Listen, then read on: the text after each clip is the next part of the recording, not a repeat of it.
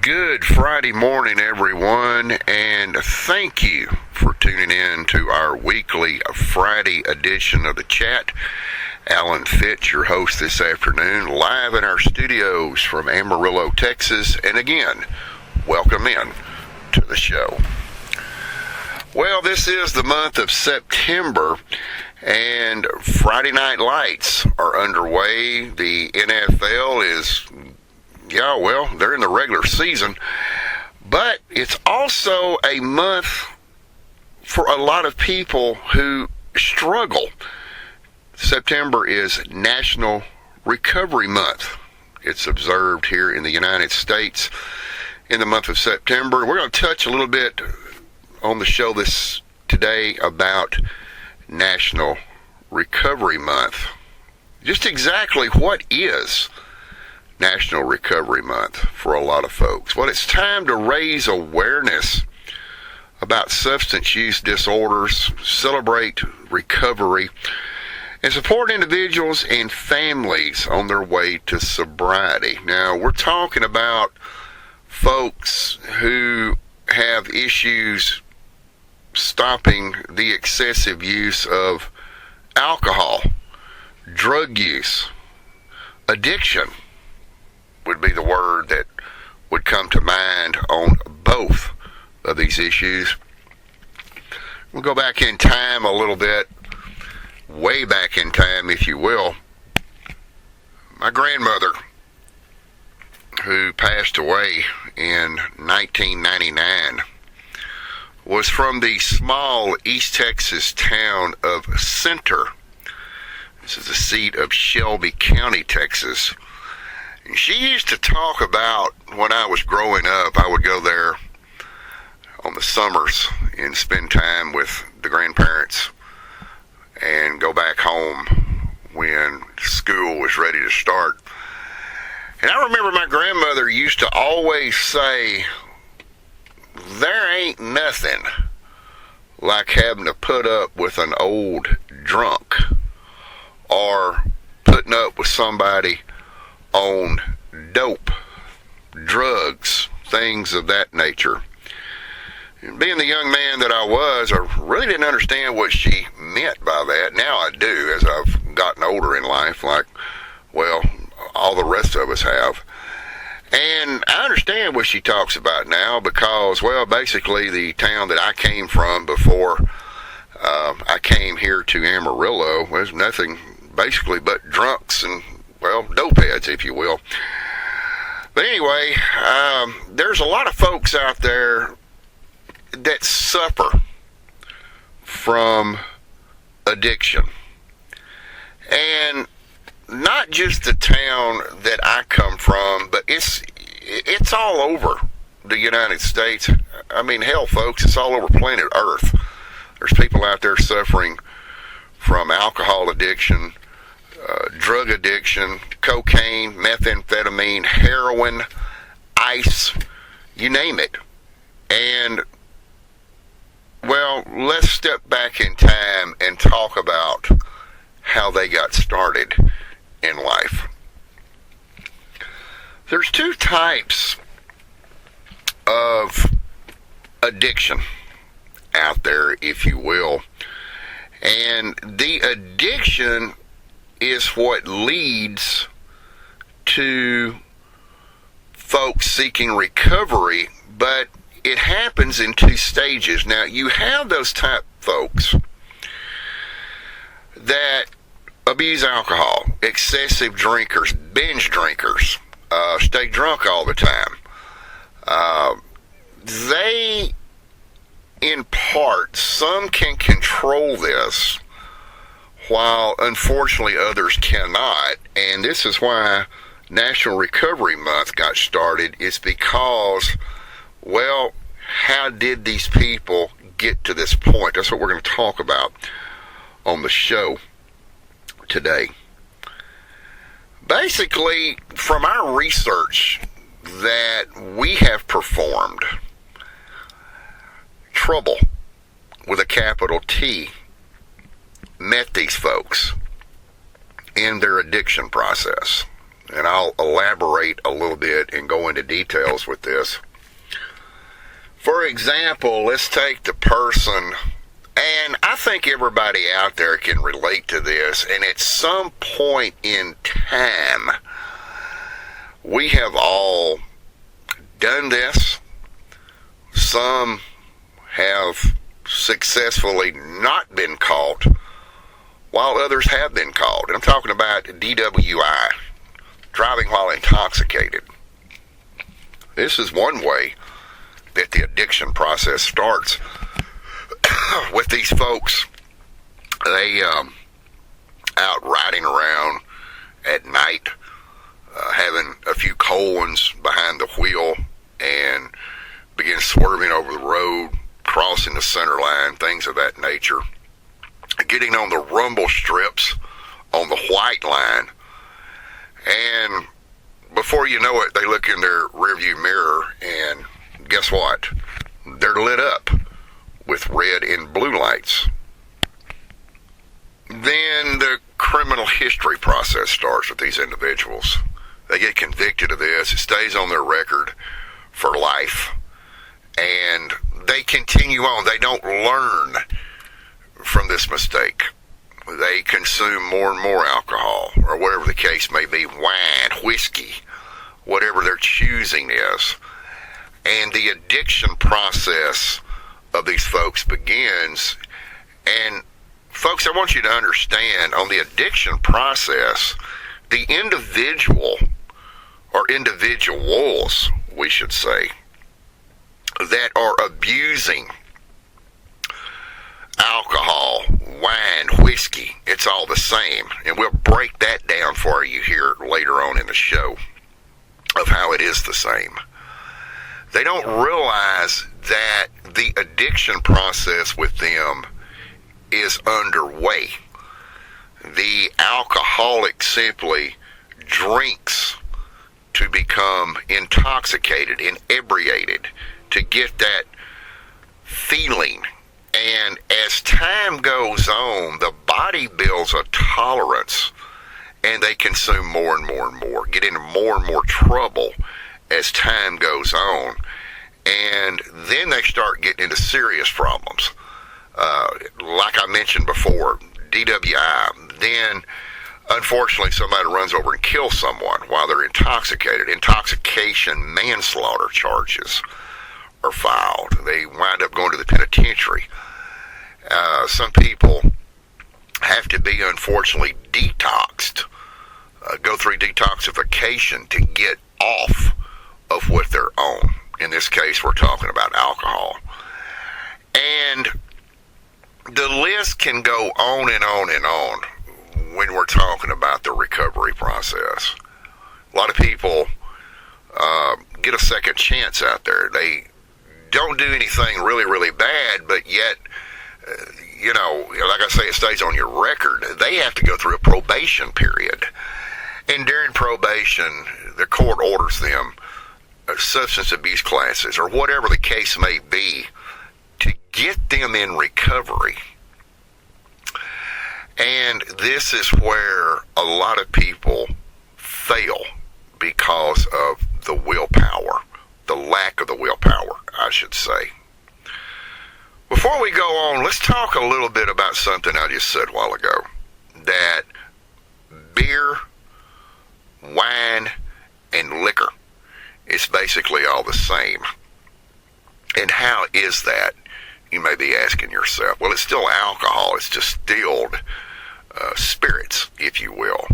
1 12-ounce can of beer, or 1 4.5-ounce glass of wine, or 1 shot of 80%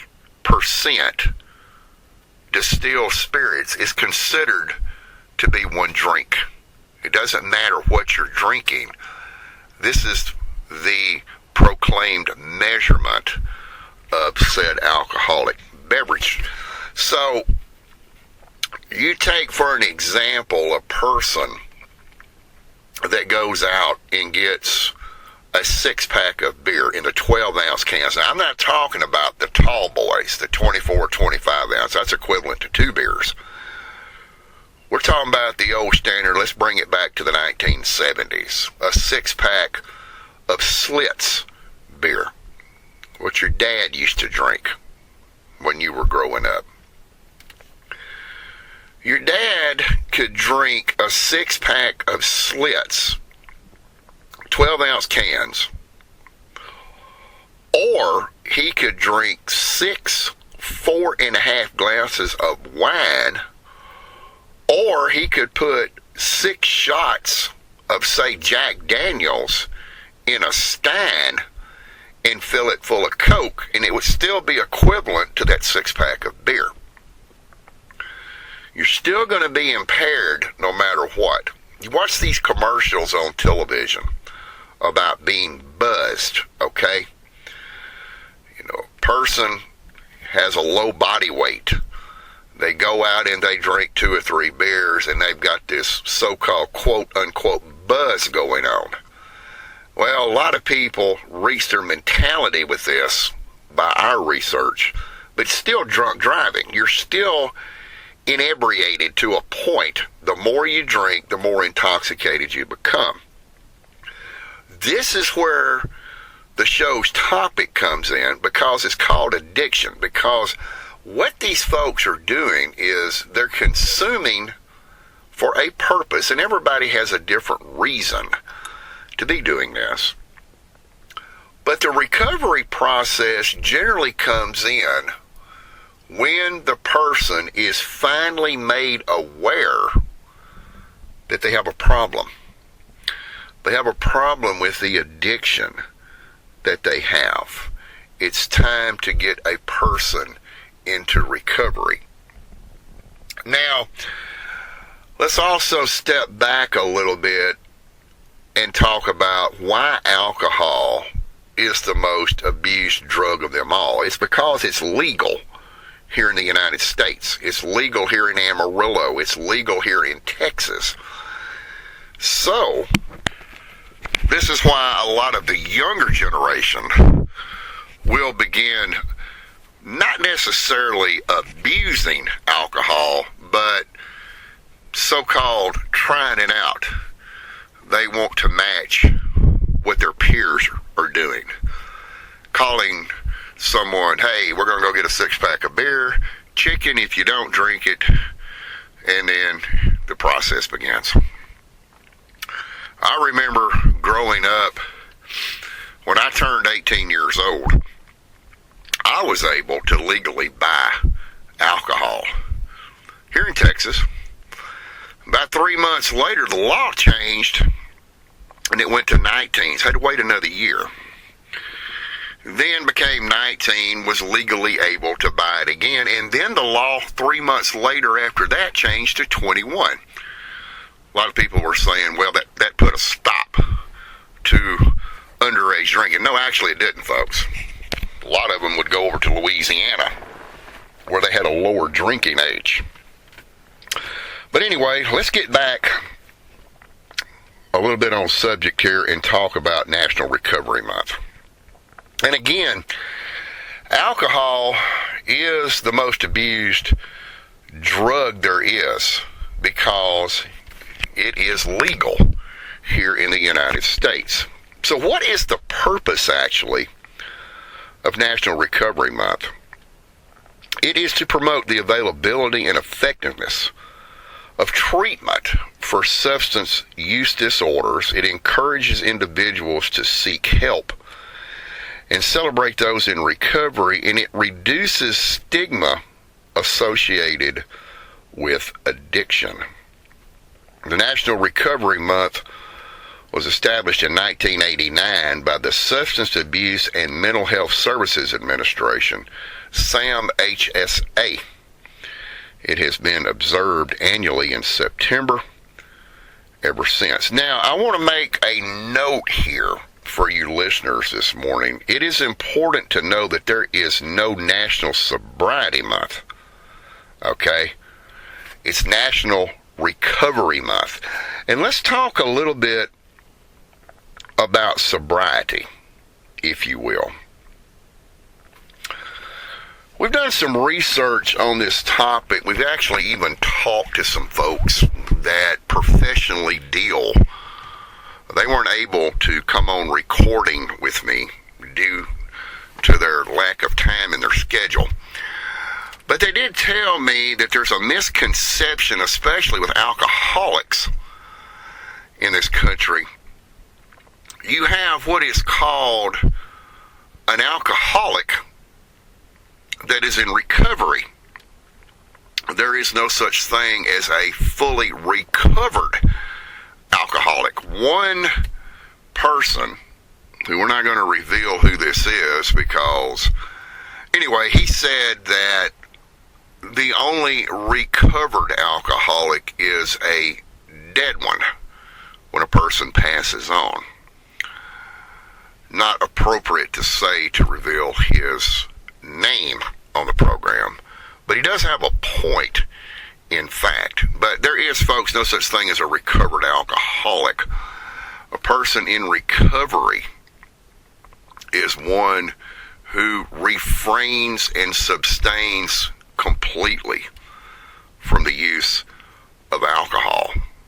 We did talk to an individual that had been in recovery from alcohol substance abuse for about 5 years. As a matter of fact, they're getting ready to celebrate their 5th anniversary next month in October.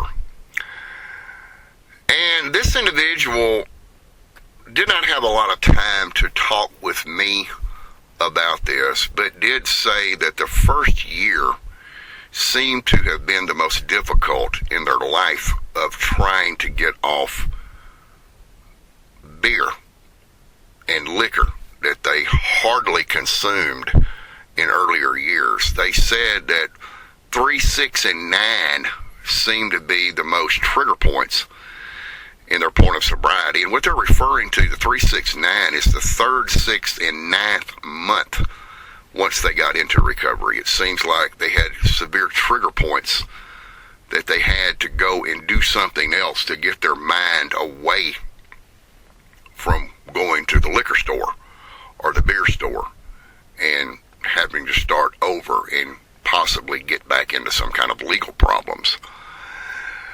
But they're coming up on their 5th year next month. Congratulations to this individual. They successfully went through and they indicated to me it was a 12-step program with AA, Alcoholics Anonymous. And they get these little chips, these little tokens to celebrate their sobriety, and they attend weekly meetings in that city that they live in. So, yes, it is possible, folks, if you have some type of substance abuse, and it's not just alcohol, it can be, like I mentioned before, it can be cocaine, it can be methamphetamines, it can be heroin, whatever you're suffering from. There is help available out there, and this is what National Recovery Month is about. It actually started, folks, back in 1989, and again, it's observed every September to promote and support new evidence-based treatment and recovery practices, the nation's strong and proud recovery community, and the dedication of service providers and communities who make recovery possible. First step, I was told by the same individual that has almost 5 years of sobriety, a very good point that they pointed out was that no one out there can help you if you're not willing to help yourself. If you are suffering from alcohol or drug abuse, we're not necessarily talking about folks that's gotten into some kind of legal problems or been to the penitentiary several times and not getting the picture, not understanding why the same consequences are occurring. This message is for you. If you're out there and you have a problem, you have a problem with your life. You're allowing alcohol and drugs, whatever your choice may be, to control your life. The first step to take is to admit to someone out there that you have a problem and that you need help to correct it. There have been programs set up for many, many years that deal with this type of situation. We even have something in this country called the National Suicide Prevention Hotline. These are people that volunteer their time and their resources to help folks who have gotten into a situation that the abuse has gotten so bad with alcohol, or especially drugs, that these folks feel like they are no longer even wanted by anybody in this country, in this state. And they feel like the easy way out is to take their own life, to commit suicide, because the drug abuse has gotten out of hand.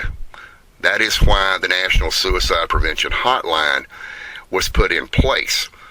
But it's not just about a person getting to that point that they have to make a call to the National Suicide Prevention Hotline. Folks seeking help need to be helped before this situation occurs. And this month of September is a good starting point. So if you are listening to my voice this afternoon on the chat, on this podcast, and you are suffering from drug abuse, and yes, folks, alcohol is a drug. Just because it's legal, it's still a drug. Whereas you have your crystal methamphetamine, your heroin, your cocaine, is not legal. If you are an individual out there and you are having a problem controlling your drug use, whether it be alcohol, recreational, or illegal drugs, I know from what we have been told by some professionals, it is basically a pride line that is hard to cross. You know, your pride comes in. Take the first step. Drop your pride and reach out for help. There is someone out there that will help you. It doesn't necessarily have to be a family member. You're abusing drugs, you're abusing alcohol. You don't want mom and daddy to find out about it because you're too embarrassed. And that pride line does not need to be crossed. And folks, we understand that. Trust me, we as a people understand embarrassment and pride lines in this country. But let your guard down, cross that pride line, and reach out for help. There is people out there that will help you get help. And trust me, from what I've been told, it's a hard journey to begin. But once you get into the so-called loop that these professionals call it, you'll be glad that that pride line was crossed and you can go back over it in recovery. We live as a people in the greatest country that God could have ever created, the United States of America. And the Lone Star State of Texas has some fantastic people. We believe here in Texas of helping each other. reach out neighbor to neighbor and help those who are requesting help to better their lives. I hope this was educational for anyone out there that is having a problem with substance abuse. And we sincerely hope that you are able to reach out and receive the help that you need. And with that being said, that will wrap it up for this Friday edition of The Chat. I'm Alan Fitz, and until next Friday, have a great weekend. Bye for now.